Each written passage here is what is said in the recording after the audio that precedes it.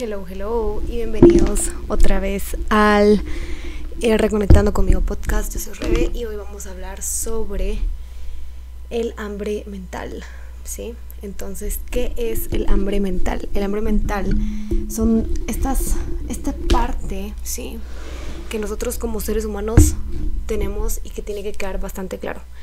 Los seres humanos somos netamente emocionales, netamente tenemos las emociones a flor de piel siempre, y eso es algo con lo que no podemos pelear, es algo que siempre vamos a tener, es algo con lo que tenemos que vivir todos los días casi que, porque no nos podemos quitar las emociones, ¿sí? O sea, no podemos coexistir en un mundo donde las emociones no jueguen parte de él y de lo que somos. Entonces, las emociones son una forma en la que el ser humano tiene de adaptarse al medio ambiente. Las emociones es la única forma en la que el ser humano se adapta al medio ambiente, convive con él, podemos tocar, sentir. Por ejemplo, muchas personas y muchos de mis asesorados yo les digo como, bueno, ¿alguna vez has sentido cuando el agua corre en tu piel, cuando cae el agua, cuando estás ahí, tú, el agua, la bañera, solos? O sea, esas son las únicas formas en las que tú tienes de adaptarte al mundo en el que estás. Las emociones muchas veces nos pueden dar un montón de miedo y puede parecer que son algo peligroso hasta cierto punto porque nunca sabemos qué hacer con ellas. Pero la verdad es que las emociones son lo único que nos ayudan a sostenernos hoy en día con tantos cambios y con todos los cambios que siempre enfrenta el ser humano. Entonces no nos podemos deshacer de las emociones. Pero algo que es bien importante es que las emociones no solo nos ayudan a adaptarnos al medio ambiente en el que estamos, sino también nos hacen más fuertes, aunque las personas piensen que no lo es. Por eso es que nosotros no tenemos que bloquear esas emociones, nosotros no tenemos que no permitirnos llorar, no permitirnos esta libertad de expresarnos. Algo que a mí me pasaba mucho era que yo sí me prohibía la libre expresión. Yo sí me prohibía el llorar, yo sí me prohibía el sentirme mal, yo sí era una persona que lo prohibía constantemente, pero me di cuenta que no funcionaba. Era una persona bastante cerrada, era una persona que no le contaba casi que a nadie si tenía un problema o si se sentía mal. Y a la larga eso me hacía sentir peor lo que en realidad era contarlo, decirlo, compartirlo. ¿Qué pasaba? Que muchas veces yo terminaba comiendo por ansiedad, terminaba comiendo por hambre emocional y terminaba comiendo por otras cosas que no tenían nada que ver con el hambre y mis conexiones de hambre y saciedad. Entonces, si bien no somos unos robots y siempre vamos a sentir, sí hay formas de manejar el hambre emocional, como también hay formas de manejar el hambre por ansiedad. Pero no nos lo podemos quitar totalmente, porque esa es la parte, es lo que somos, es lo que siempre vamos a hacer, ¿no? Entonces, algo bien importante es que tú, si estás en un proceso de sanación con el cuerpo y la comida, tienes que entender que las emociones tienen que coexistir. Y eso no se trata de no pensarlas, no sentirlas, porque muchas veces podemos decir como, bueno, yo no quiero sentir una emoción, yo no me quiero sentir mal, entonces pienso en otra cosa, me distraigo, y sí funciona. O sea, si tú tienes ansiedad, claro que te puedes distraer, claro que puedes pensar en otras cosas para no sentirte mal, eso es totalmente válido. Lo que no está bien es que pauses tus emociones por un largo periodo de tiempo. ¿Qué significa esto? Entonces, si yo ahorita estoy sintiendo mucha tristeza y constantemente estoy pausando esa emoción, lo que va a terminar pasando es que voy a sentir más tristeza de la que debería. Por eso es que mucha gente en los duelos dice que uno tiene que sentirlo, expresarse, estar ahí viviéndolo, navegar en esa incomodidad, más no rechazarla. A eso es a lo que se refieren, ¿no? Entonces, básicamente con el hambre emocional es lo mismo. Muchas personas no es que tengan miedo a tener un atracón, es miedo a tener un descontrol. Eso pasa con las personas cuando se abren. En vez de sentir miedo por abrirse, sienten miedo por descontrolarse al momento que se están abriendo con alguien más, al momento que les ven vulnerables. Y la verdad es que para mí una persona vulnerable es una persona bastante fuerte emocionalmente, bastante madura emocionalmente, porque yo por mucho tiempo no pude hacer eso. O sea, yo por mucho tiempo era la persona que no se abría, que no hablaba, que no contaba nada, y cuando lo hice muchas cosas empezaron a encajar. Cuando yo empecé este proceso de sanación de la bulimia, de los atracones, una parte clave en mi terapia en donde yo no le había dicho a mis papás, no le había dicho a mi hermana, no le había dicho a nadie. Y yo me estaba recuperando sola porque mi papá siempre siempre habían formas en la familia de ganar dinero. Entonces era como si lo ayudabas en el negocio que mi papá tiene, pues te pagaba, o si también tú tenías que pagar ciertas cosas del colegio, de la universidad, te daba como que cierto tipo de mensualidad para que eso no se perdiera. Entonces, yo me acuerdo que yo empecé a pagarme mis terapias de lo que él me daba de esa forma, para que yo pues tuviera alguna forma de ingreso y también mis terapias siempre como que nunca me faltaran, ¿no? Después de eso, empezamos a la terapia. Yo empecé así como con mis pacientes, que yo les mando su módulo, les mando sus cosas, hablábamos mucho. Y me acuerdo que me dijo como, Reves, que yo siento que lo que tú estás guardando es que no le has dicho a tus papás. O sea, no les has contado a tus papás que tienes este problema, no les has contado a tus papás que estás viviendo con un trastorno de la conducta alimentaria. Y yo así como, no sé qué van a decir, no sé qué van a pensar. La verdad es que tengo mucho miedo porque las personas cuando cuentan sobre estos problemas a veces se sienten o nos sentimos muy juzgadas y con razón, porque la gente a veces tiende a juzgarlo a uno. Pero se los dije. Y cuando se los dije, yo lloré con mi mamá, me sentí súper mal. Obviamente me desahogué con ella. Sí, tal vez no fue un desahogo así como que ya el mil llanto o algo así, pero sí me desahogué. ¿Cómo me ayudó esto? Que yo después me sentía más aliviada. O sea, como ya lo había dicho, como ya lo había hablado, yo verdaderamente me sentía mejor conmigo misma, porque ya lo había contado a alguien. Entonces había un ejercicio muy lindo que yo me ponía a hacer y todavía a veces lo hago cuando lo necesito, y es que le hago una carta a mi cuerpo de las cosas por las que yo genuinamente estoy agradecida con él. Entonces empecé a hacerle cartas a mi cuerpo de por qué estoy agradecida, de las cosas que tuvo que hacer por mí, de las cosas que soportó con mí. Por ejemplo, el hecho de que yo a veces lo sometiera a grandes cantidades de no comer, a excesivo ejercicio, es fundamental, porque yo le estoy agradeciendo a mi cuerpo todo lo que en ese momento se sentía como un desbalance, porque genuinamente el hacer un montón de ejercicio, el hacer dietas extremas no es un balance y no te hace bien. De ninguna forma en la que la estés viendo no te hace bien. Entonces yo le agradecí a mi cuerpo y en retrospectiva empecé a escribir como qué hacía yo, ¿no? En esos momentos en los que me estaba dando un atracón, en esos momentos en los que yo me estaba sintiendo mal. Y me acuerdo bien que empecé poniendo así como, bueno, estoy en el apartamento sola, me estoy sintiendo muy triste, tengo una perrita que cuidar y aún así ella tampoco me llena tanto de felicidad. Es mi compañía, es la única persona que tengo, estoy sola, tengo muchas ganas de comer, tengo muchas ganas de darme un atracón porque me siento muy mal y no le he dicho a nadie, y me siento muy sola todo el tiempo. Entonces cuando yo empecé a contar en retrospectiva lo que yo hacía con mi cuerpo porque me sentía sola, porque no le había contado a nadie que yo tenía un problema, ahí fue donde yo me di cuenta que tenía que cambiar algo, y era que yo no me estaba comiendo la vida. Si tú no te estás comiendo la vida, si la vida no te sabe deliciosa, si la vida no te sabe a placer, no va a haber comida que te alcance, ¿sí? Y esto fue algo que me dijo mi mentora muy clarito, que es Adri de Joyful Nutrición. Ella fue mi mentora en todo esto porque ella pues también fue una parte clave de mi recuperación, ¿no? Y hace mucho sentido. O sea, y si logramos desmenuzar lo que hay detrás de eso, así como yo lo hago con mis pacientes, es disfrutar la vida. Yo no estaba haciendo algo que a mí me llenara genuinamente. Estaba estudiando algo que no me gustaba, estaba haciéndole caso a mis papás. También había salido una relación tormentosa y no le había contado a nadie lo mal que lo estaba pasando. También haber salido esta relación un poco tormentosa me dejó faltas de autoestima. Entonces, como yo no le había contado a nadie que tenía estas faltas de autoestima, y mucho menos a mi círculo cero, porque también me había alejado de mis amigas que ahora son cercanas, entonces nadie me podía ayudar y nadie me podía dar ese soporte. Entonces ahí empezaba el hambre mental, porque era como, bueno, hay muchas emociones que yo no he digerido, hay muchas emociones en las que yo no he transcurrido, hay muchas emociones en las que yo no me he dejado sentir lo suficiente. Y como no me he dejado sentir lo suficiente y tampoco he hecho esta catarsis emocional para poder sacarlo todo y desahogarme absolutamente de todo, yo me estoy sintiendo mal todo el tiempo. Entonces es ahí donde yo empecé a decir como, bueno, a mí la vida no me está sabiendo deliciosa y por eso me estoy también atracando de comida y estoy teniendo todos estos pensamientos de hambre mental, porque yo genuinamente no sé qué hacer con todo eso. no sé qué hacer. Casi que tuve que empezar desde cero a ver así como, bueno, ¿quién soy yo? ¿Qué es lo que quiero? ¿Qué es lo que me merezco? ¿Qué es lo que necesito? ¿Cómo yo me puedo ayudar a mí misma en este momento?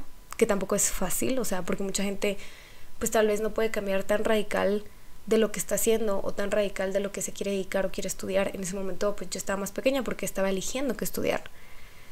Pero creo que si tuviera que volverme a someter a lo mismo para llegar a este resultado en el que soy tan feliz y tan completa, lo haría, porque la vida tiene formas bien irónicas de ponernos en nuestro lugar y decirnos qué es lo que necesitamos y qué es lo que queremos. En ese momento yo reconstruí muchas cosas, le volví a hablar a mis amigas, empecé también a contarles las cosas que yo había estado viviendo, las cosas que yo había estado pasando, cómo yo me estaba sintiendo. También como que me abrí un poco más con mis papás, decidí mejorar un poco la relación que tengo con mi papá. Yo no me llevaba muy bien con él y todavía hay temas en los que chocamos demasiado y eso tuvo que ver mucho con mi elección de carrera, que pues también lo podemos hablar en otro episodio. Pero empecé como a intentar sanar esas áreas que no estaban sanadas y por eso es que en los módulos yo siempre pongo como qué áreas de tu vida están desbalanceadas o no están bien.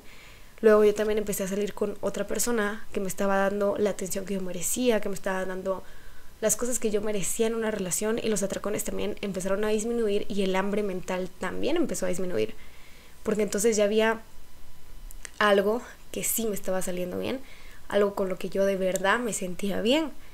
Entonces empecé a disfrutar la vida, que era lo que muchas veces a mí me hacía falta. Yo no estaba disfrutando casi que nada, o sea, al contrario, en vez de disfrutar yo siempre estaba renegando, sintiéndome mal, todo el tiempo como intentando probar cosas que no eran porque querer quedar bien en una carrera que no era la mía, que no era mi destino, que no era mi meta.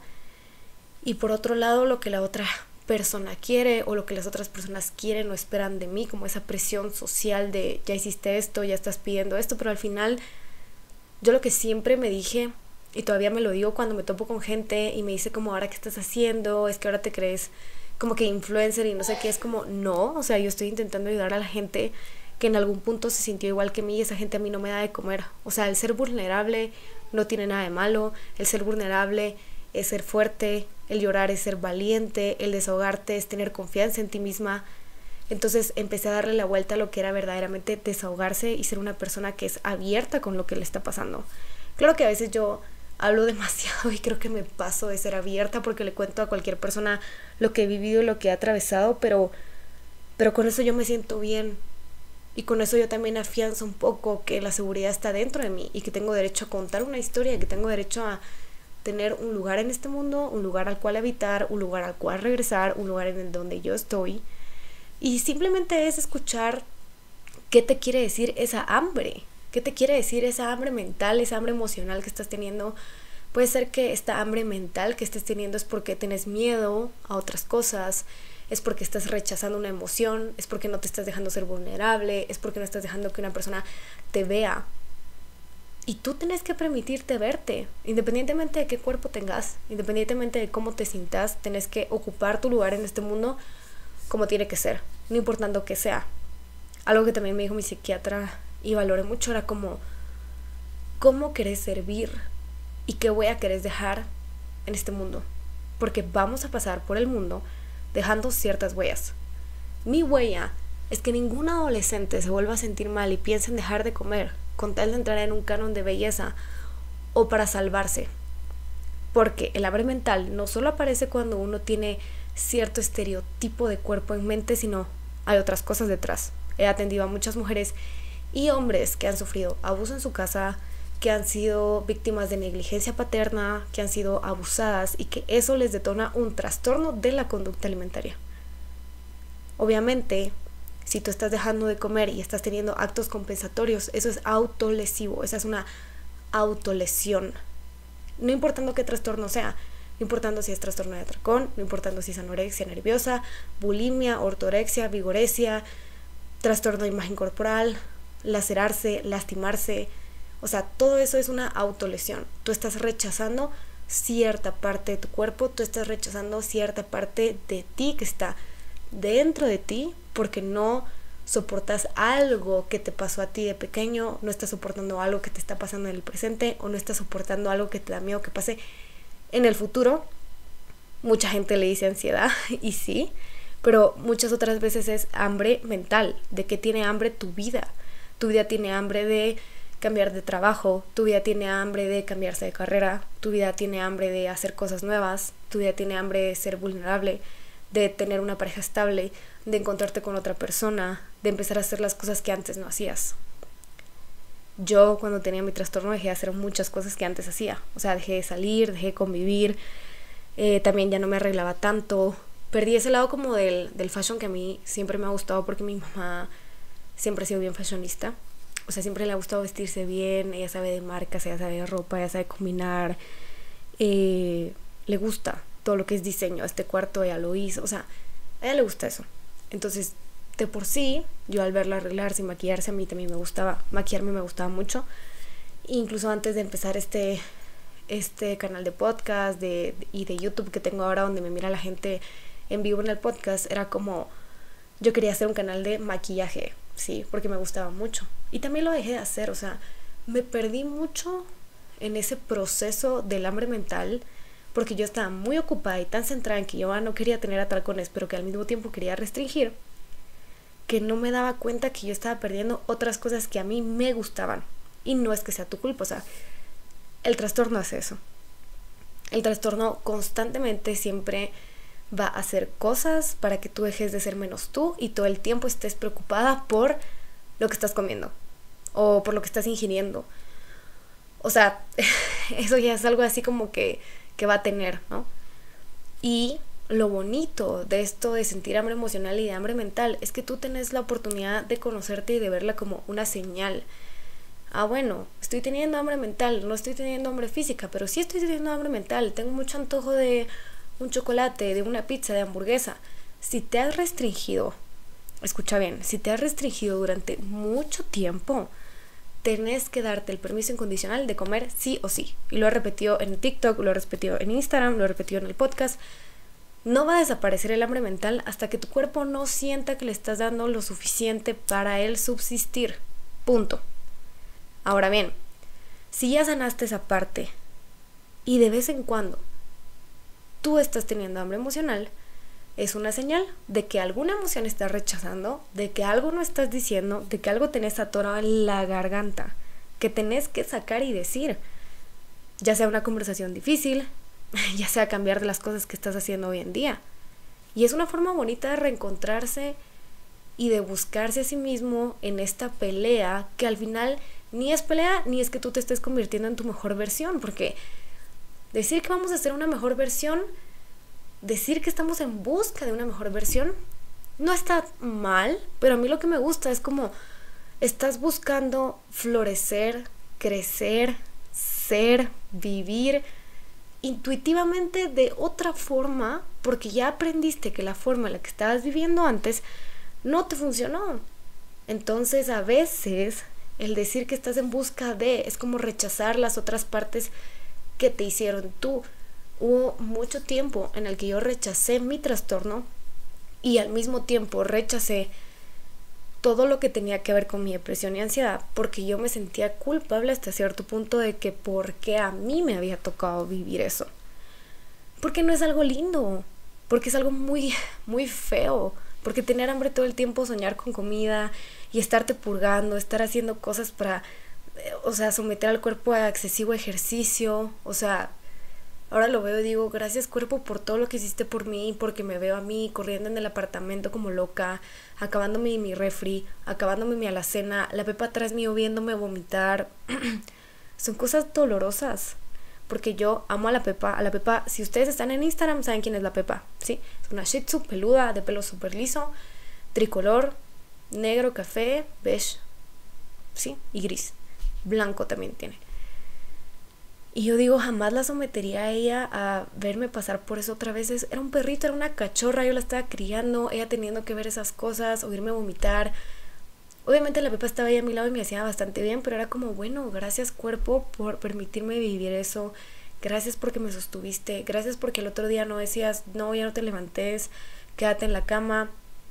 porque aún así él me levantaba y decía hay que ir a la U, hay que bañarse, hay que hacer cosas, o sea, era constante. Entonces, gracias cuerpo por ser constante y soportar todo lo que te hice. Y eso también nos ayuda a crecer y a marcar quién somos hoy. Esas cicatrices, esas cosas nos marcan quiénes somos hoy. Yo tengo un tatuaje aquí en esta pierna de una mujer en la que le están creciendo flores en la cabeza, porque así me sentí yo cuando sané mi trastorno, mi depresión y mi ansiedad. Yo sigo tomando ansiolítico y sigo tomando antidepresivo y sigo a veces comiendo por alguna emoción. Y no está mal comer emocional ni tener hambre mental, sino identificar por qué. A veces es porque yo estoy muy estresada, porque tengo mucho trabajo, porque tengo cosas que hacer de la U, porque tengo otras cosas que hacer de la empresa, porque tengo que hacer cosas de mi propio emprendimiento. Y así se van dando las cosas y no tiene nada de malo hacerlo así. Entonces es parte el hambre mental de autoconocerse, es parte el hambre mental de saber qué está pasando. Y para las personas que son nuevas aquí, yo ya lo he explicado, pero el hambre mental es esto donde yo he pasado muchísimo tiempo en restricción, tanto así que mi cuerpo empieza a hacerse más inteligente y a pedirme hambre con otras estrategias que tiene, como subiendo la grelina y la leptina, que son hormonas del hambre. Entonces, si tú has estado bajo mucho tiempo en restricción y has estado bajo mucho tiempo en no comer y en compensación, el cuerpo sabe que no estás comiendo lo justo para sobrevivir. Y está buscando esas cosas que tú has pasado restringiéndote, y por eso es que tienes que empezar a honrarlas y dártelas. O sea, no es por molestar, ni es que no lo estés haciendo bien. Al contrario, ¿sí? Entonces, es porque el cuerpo se hace inteligente. Por eso es que aparece esa hambre mental, porque se hace inteligente. Entonces, el hambre emocional tiene que ser tu señal para algo, para permitirte escabullirte, ser tu propio detective, ya sea en journaling, en terapia, en donde tú querrás desahogarte y encontrar de dónde viene esa hambre mental y por qué es que está presente el hambre mental, ¿sí? Gracias por escuchar el Reconectando Conmigo podcast y nos vemos en el siguiente episodio. Un beso en su carita y un abrazo en su cuerpesaurio. Chao. Bye.